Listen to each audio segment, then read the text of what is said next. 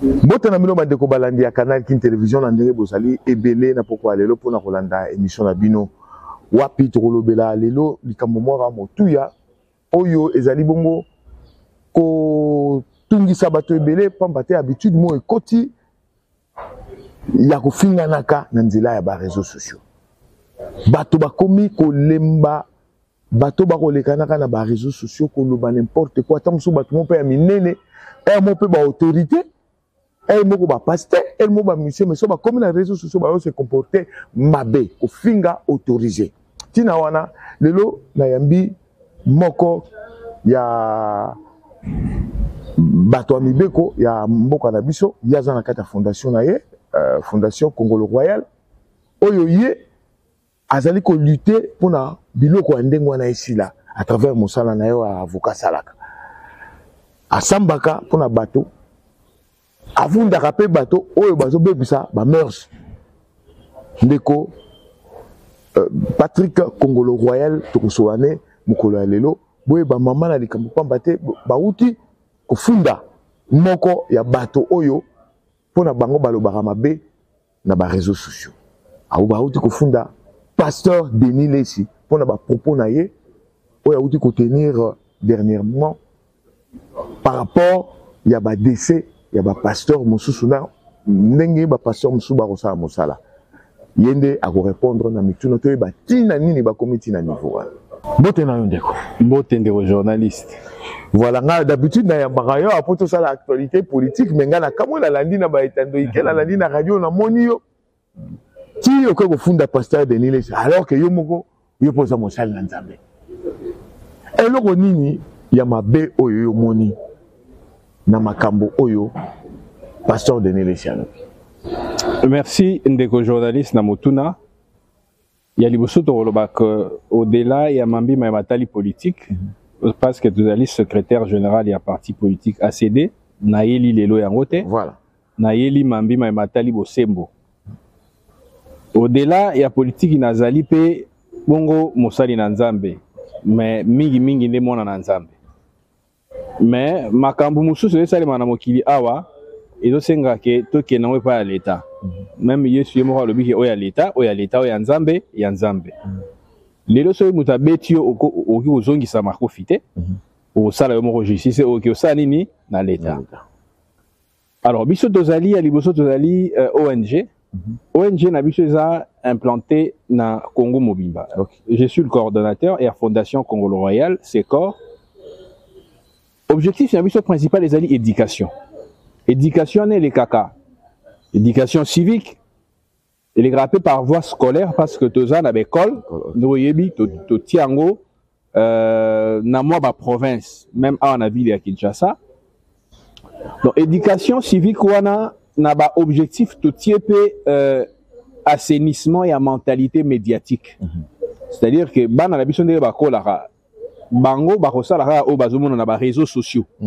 Nzonga te tomoni ke uta ba réseaux sociaux ngo ebimi mutu nyonso akoza na chambre na ye alobi pe afingi asali makambo et puis etamboli mokili mobimba. Ezosala ke bano pe bazo créer ba compte na ba réseaux sociaux bango pe pona ba yebana po bazwa buzz il faut basala kande wana ko fingana makambo mingi de tozomona voilà kolongola bilamba voilà makambo soni et loko siko oyo lobi ya pasteur Denis Lesi premièrement ezali mutonga na rotosa mingi na komona bongo azali mukolo na komona oyo sasa ina musana na Nzambe surtout za ba jeune eza mutu na lingaka d'abord mingi mais na dossier oyo to koti parce que eza kokota ezali sungaité ezali ngaité lokola personne physique et comme personne morale ya fondation na ba objectif na bango ezamba liboso to sala te olandi plainte oyo to salaka contre mwana ya gouverneur moko ya Kasai ancien gouverneur ya Kasai to salaka plainte wana oyo ya fingaka mama Denise kendaka tina parquet heureusement asengaka bolimbisi voilà un peu bolimbisi wana ezali pe kisi pona kolakisa bana oyo baza kokola ke eloko ndenge esalemaki ezali mabe mingi na dossier ya pasteur Denis Lesi eza dossier moko toloba epesi moi pasi mingi par rapport ya ba imputation oyo te ko salema ndeko Denis si azabongo muto akotelemaka akotia mayele akoloba ke non toyoki bazoloba mission honnête na conditionnel mais sima yemo akoloba ke non eloko esalemi nzamba yebisaki yango deya na prophétie que parce que ba pasteur bakoti bakisi ba pasteur bakomi kosala magie nzambe akobeta mosali ya nzambe ya liboso akokufa na mwasi ya mosali na nzambe akokufa siko alobi que prophétie oyo amonaki yango euti kosala nini kokisama c'est que nzambe abeti faux prophète nzambe abeti faux pasteur pasteur mosusu auti kokufa selon ba déclaration na ye pasteur wana alobaki jour na ye akokufa biso ki muto ayebi yango seke muto ayebi jour na ye ya liwa asali nini seke muto wana azali muto asimbi baki asimbi muto wana bakisi atako komonaka erbo alobaki bon atie ba réserve mais suka intention infractionnelle ezali nini batu ba comprendre que muto tel akotaki magie muto tel akotaki nini ezala ya solo ezala lokuta metolobake eloko wana ezali ba fait moko précis oyo muto asali yango pona ko exposer muto na mépris public babengi yango imputation dommageable topé diffamation rôle na biso ezali rôle ya vengeance te parce que biso tozali parti d'un procès te biso tozali ba dénonciateur muto akosala donc officier du ministère public musane ezali nini ko rechercher ba infraction ata plaignant mutagenda basali mabe afundi azara mokolo dossier te en matière pénale muto ya funda rezande officier du ministère public bakobake non yo ya repesa kaka ba information mais muto ya funda ka au prophète aleki a fingi alobi ya bakenda akufi parce que bakenda ki coopérer ye akenda ko katisa nzoto ba information nyonso wana ezali ko exposer pasteur Marcelo na mépris public pour la comment pasteur otika beauté o nzamba pesa mwasi na ye akiko ka beauté moko artificielle ye moko aza ko loba na ba réseaux sociaux donc intention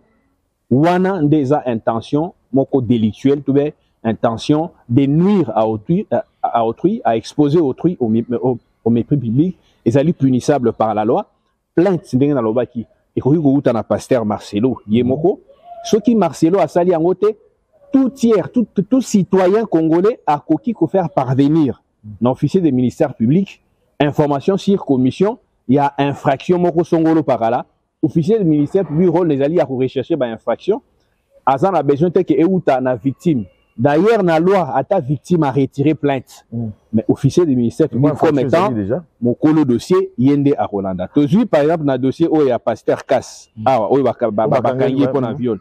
totali papa alobi ki ba violer moi na été moi na yemo mais comment ba condamné c'est-à-dire que le ministère public a retard la soki infraction a commise quelle que soit la circonstance où ils ont ça la pour empêcher que tout comme en place soit mais bon et donc ba tu vas comprendre peut-être parce que bango baza basal na nzambe wana prophétie ils a prophétie et y nzambe mutalakisia parce que déjà tango pasteur Denis banda zongi tango utaka soki gabon okuna soki na mboka ni tanga zongi alobi ke nzambe atindi pour dénoncer makambo mabe oyo salema et pas basali na nzambe ya tanga ki komba moto te alobi pasteur moko akokufa et puis pe mosusu moi si ya pasteur mosusu pe akokufa ya tanga kombo o tanga makambo wana salemi na batoni so babi Denis ne si pas yaki na raison et ça makambo prophétie makambo nzambe beaucoup msango na justice pour na nini ye patanga ine komba moto. Bon, je pense que à Tangaï Gomba Moutouté est à la prophétie. C'est tout à fait normal. Les alliés anonymes. Mais quand les gars ont entendu que kolobasiko yoke, amoni makamonga na lobaki yangoyo et uti kosa nini et uti kosa lema. Effectivement, tout le monde qui voilà. Voilà. Mais Hollandi discours na à soi-disant pardon non. C'est-à-dire qu'ils ont aveu pour comprendre que makamonga azolo beza ya solo kolobake moninga mwasi mutauti kokufa lazane bembe sur terrain kolobaka que non akufi parce que nda kokatisa et donc quatre nzoto yango pe nini tala na niveau to ça nango ki angelo quatre sexe makambo ya boye intérêt nini ozana yango ya koloba eza famille na yo rôle ezaki nini soki ya ko suyer image ya mutu wana te sikoyo tolobi boye ndeko mutu yango bazolobela azana bana bazokola bana bazoza maele bana na bakotaka ba réseaux sociaux bana mosusu akokola après 5 ans 10 ans abina keta la maman nanga kufa yini il semble ka kufa ki esalaka makeli akena ba réseaux sociaux parce que bana wana bakopesa papa na bango confiance tozala d'abord batu yo kozala journaliste te zala lokwa moboti ngape nazala lokwa avocat te ngape nazala kwa moboti yaya na biso Denis Lesi ngai na oki jamais ko manquer respect donc manquer jamais respect aza mukolo par rapport à âge na ya sela musala nzambe ngai naza na biloko wana te mais nous c'est dans le cadre de notre ONG l'objectif étant éducatif l'objectif étant pédagogique il faut to la kisa na batuke au-delà autre na réseaux sociaux wana justice à ça la musala et les droits congolais permet à quiconque de pouvoir dénoncer de faits infractionnels à la contre de X, de Y. Bon, moi, je vais même pasteur Marcelo, ce soit Yarassou, pas Bazou, bon, souka, ce qui va procureur à Julie Kamboyango, à ta commission au niveau ni souka, pasteur Marcelo, aroya, pour na baba, il y a mutanza des gens là, beaucoup, tika bangote, pas bon, ça m'a atteint la ndenge à Bassal Nanzambe, attaque, bino bo là, objectif, il y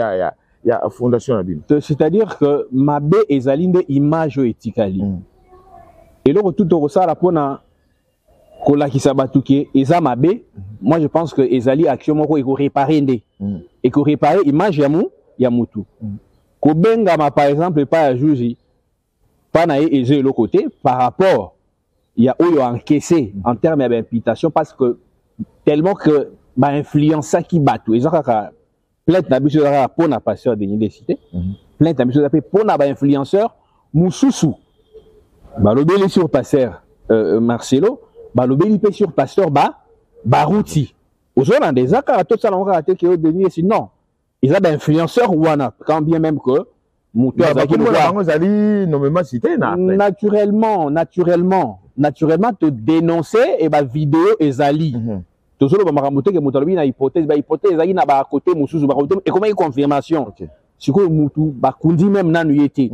bana ya mutu wana ta ba rotala ete que moi na côté la papa à côté du papa à côté pas habiter peut-être ça ya solo asa na ba camarade asa bon tout ça quand même batu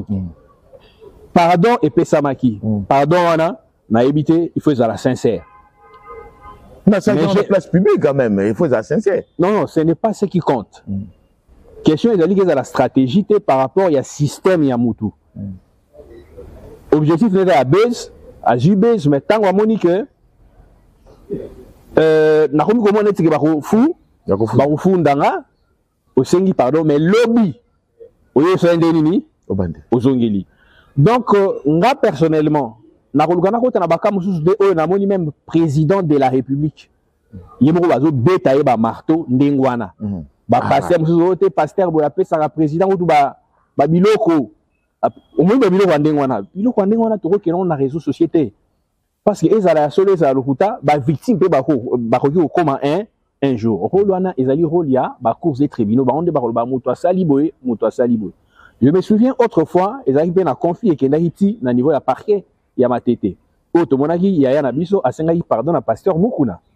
Asengaki pardon parce que monaki que action judiciaire et comme qui menaçante. Au moins il ko ndengwana so ya ko zongela to sengi pardon bo melika bango to tikate to za ko zongela ezali pasimi ba tunsu ba romona comme acharnement contre pasteur Denis c'est parce que nous ça les prophéties na yebini amoni mabe bon ba amoni qu'il y a dérangé bandimi pe pasteur Marcelo mon accord du Christ Mobimba bana à s'excuser mais bino bo persister kaka boko le funda bolobi ya solo que ezali pona ba bandela lisusu te mais na milieu ya préciser que ezali te que pasteur Marcelo nde apesi biso mandat na éviter so le wano comprendre na comprendre les objectifs c'est-à-dire biso fondation na biso et que se saisir na dossier kaka soki plaignant azali désintéressé Ozo comprendre. Ce qui plaît mo aye bino botiki. Biso tiki. Mais bakaza ke belé ba yelo ba to comprendre. Na yebi ke na politique ici bo sala yango ngamo pe na yambaka yo. Mais la politique peut belé lobami musu to mona ki bakangi ibu na bureau ya vice-président na bakisa sala ko pour voter président de l'Assemblée nationale botika bolanda te alors que bilongi batongo ba oloba emonani botika boloba te presque ko bokoluka kini za la pa basali na nzambe bino boye wana ba musicien wa ba lika na habité peut-être bino ya ba pas musicien mon ki parate ba musicien wa oya za mwana na ete za mwana songolo baza ko laisser pena mwana oya yebi ke papa na ye ezali oyo mutu moko aleki na télévision alobi ke wana za tata na yete talaka mais bino wana botiki bomonte comme acharnement contre Denis Les voilà même ba journaliste ba lobeli yango te omoni que action na biso etindio lelo o dénoncer ba fait mususu. Voilà un peu. C'est-à-dire que biso toza na rôle moko ezali supplétif. Moussa na biso même justice et kangami binyo sauté. Ba o kanga moyibi awa, moyibi musa ko bateso bakainga abi bon, pourquoi bokainga mais ye kuna bokangi était non. Biso to kendanga na ba dossier toza na éléments o ezamwa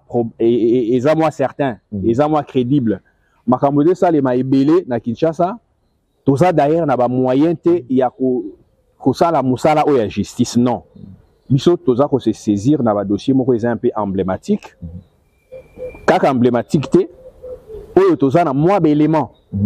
Même ceux qui batu bayaka pe ko dénoncer makambo pa na biso mais to kota na dossier nyo sauté parce que victime azana droit ko sala yemoko. Mais ça na ba kamoko ko ki ko sala référence ko sala pédagogie et ko influencer ba kamo suzuka lokola oyo. Donc justement, et là qu'on a question à retour na option spiritualité, na option socialité, est-ce que la loi me permet de le faire ou pas? Ma considération mususwana, ça ce n'est pas notre problème. Ce qui nous permettre biso ya apporter ma fait moko infractionnel auprès du ministère public pour à statuer parce que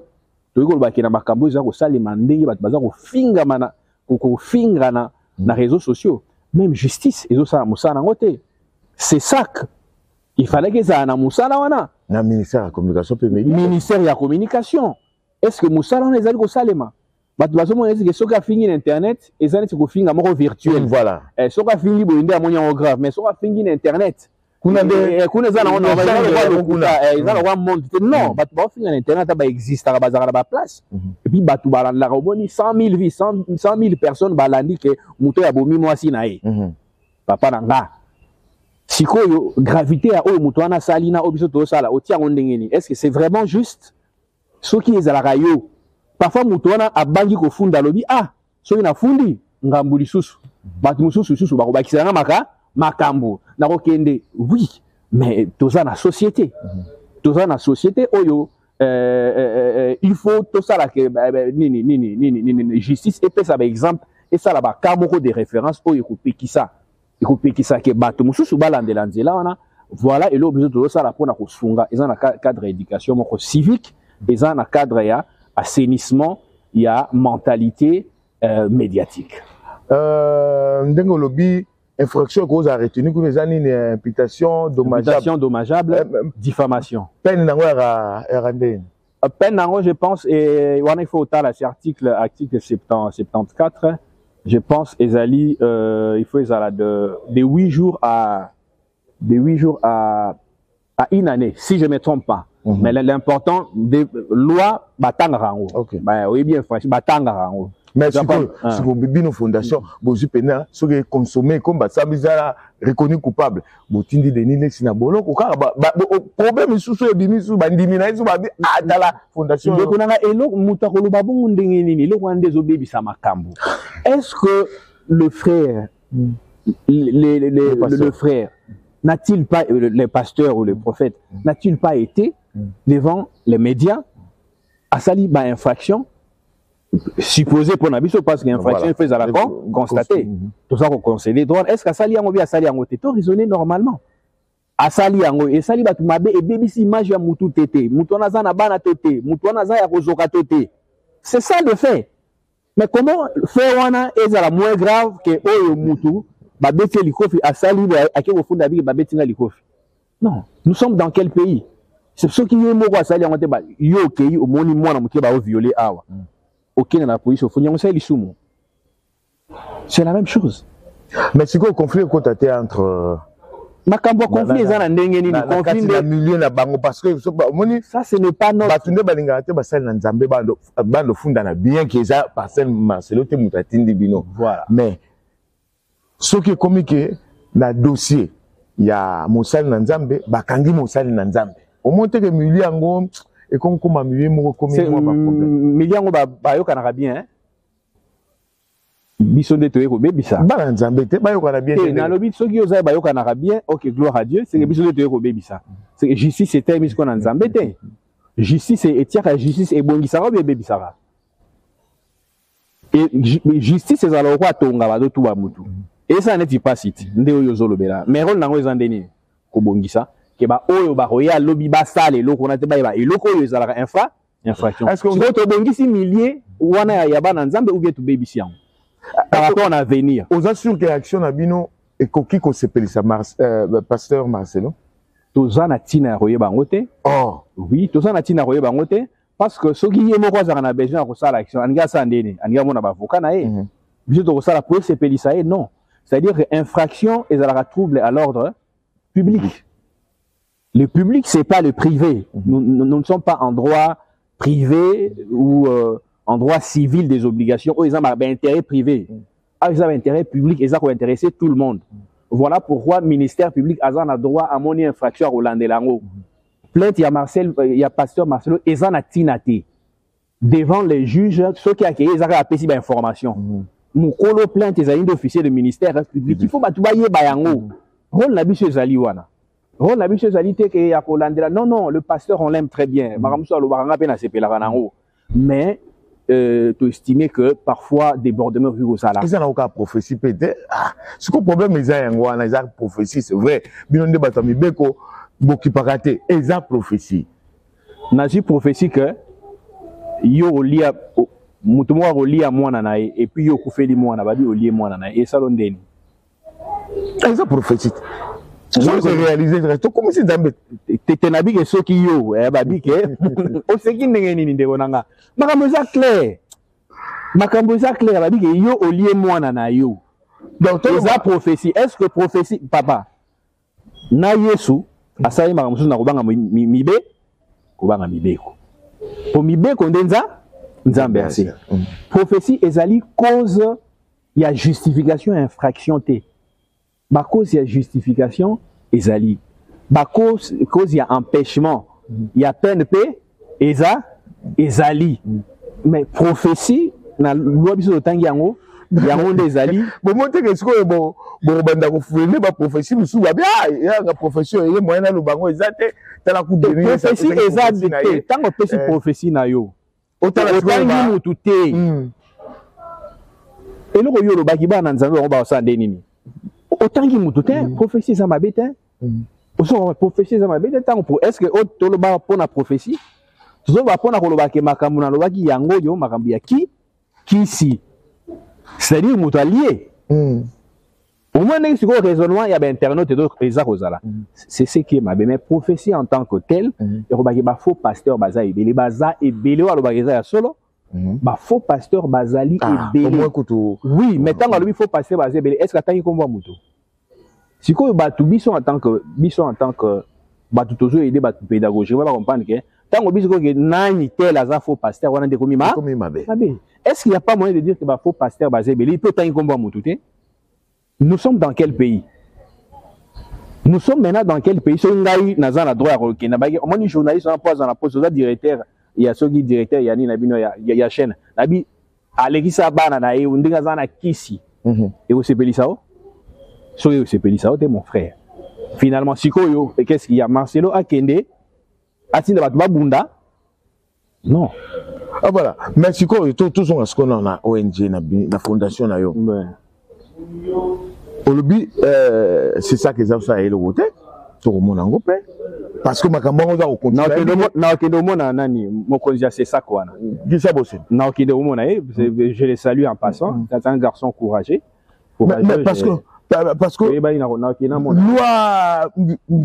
tout le monde qui année passée, je crois, ministre de la communication et médias, Patrick Mouya, a gouverné l'équipe, a gouverné l'équipe, a bimsara loi moko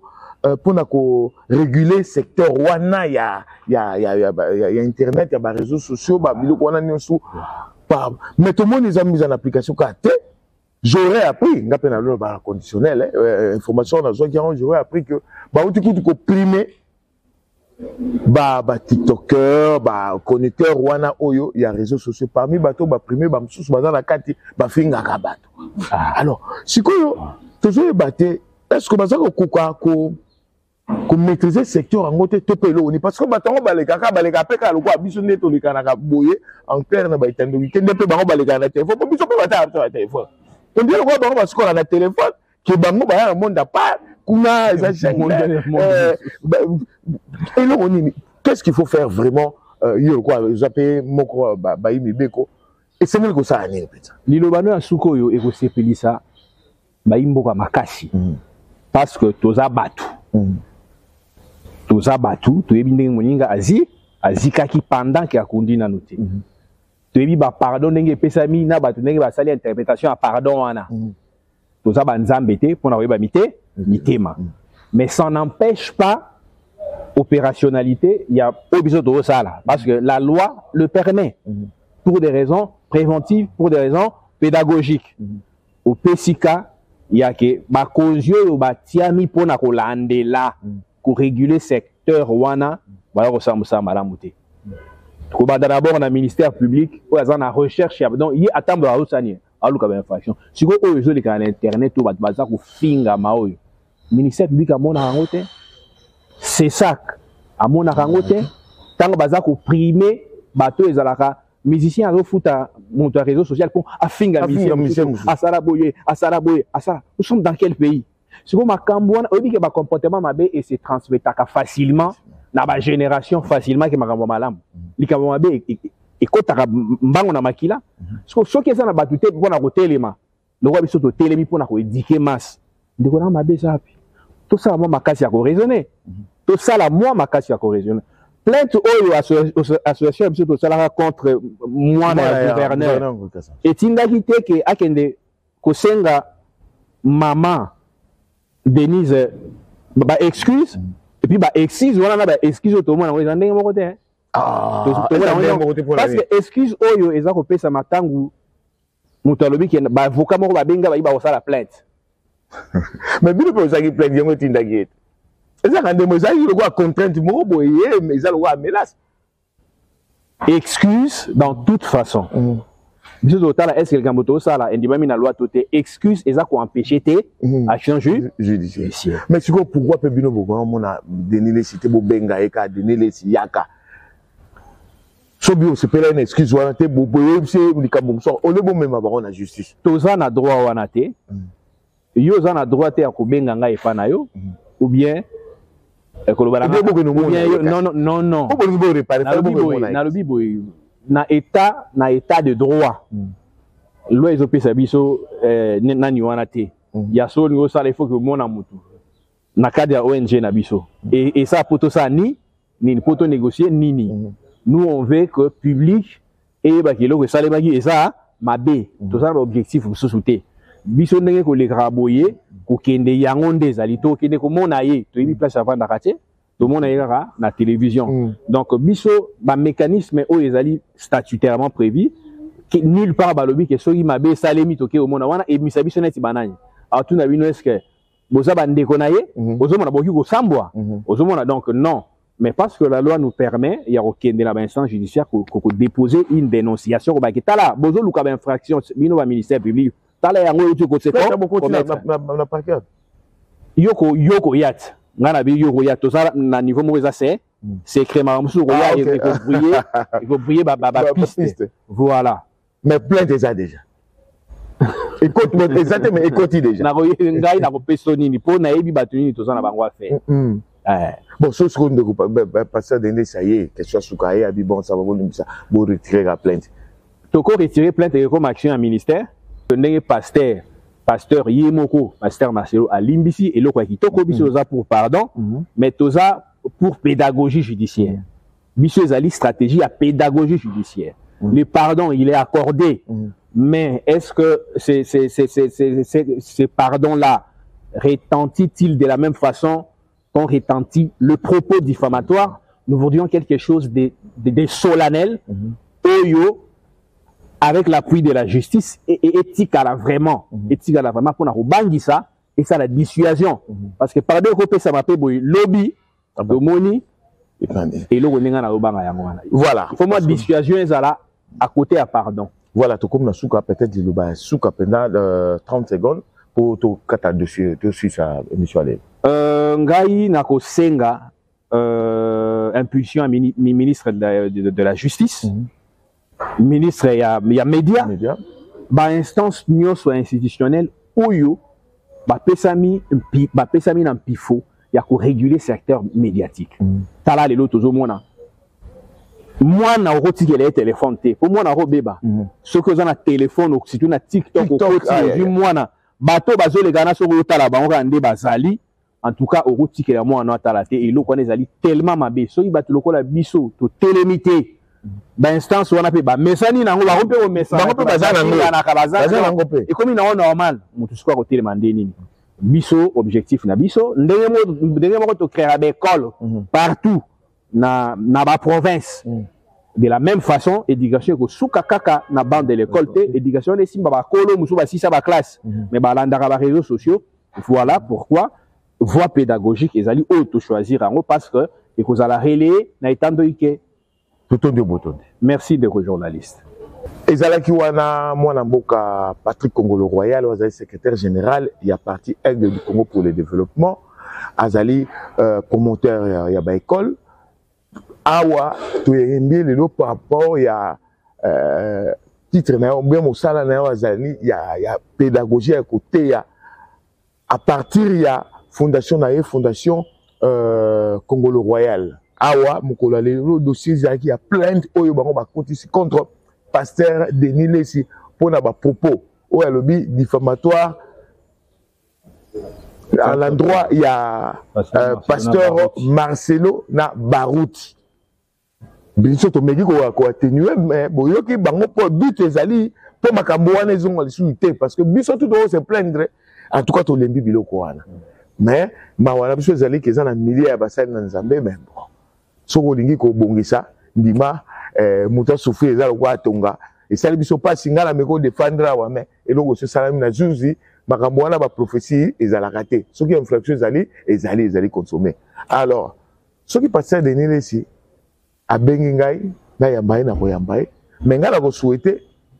ezala arranger à l'amiable ou bien abengi bandeko ya fondation Kongolo Royal babungisa parce que tolinga te ye akenomoni balobi 1 mois à 8 mois de prison je crois ce que ça 8 mois de prison sur comme sous dossier musu soit les batwani sous koloba donc biso tolinga makambongo et si là je pense que pasteur Denis Sakoyoka a roluka makambo ebongo azana intérêt te ya okende boloko likolo ya prophétie oyo ya bimisi. Merci Nabino Bolandi biso na bisikane sous Bozaline partout dans le monde. Merci Keili sous na le tout pirance martial la ozaki sima caméra montage Simba Maki na Tony Binda pérégie final assuré na mwana mboka Soule Mboyo nde tokutani na numéro mususu ya émission na bino semaine prochaine. Boboto ou maboto mabe.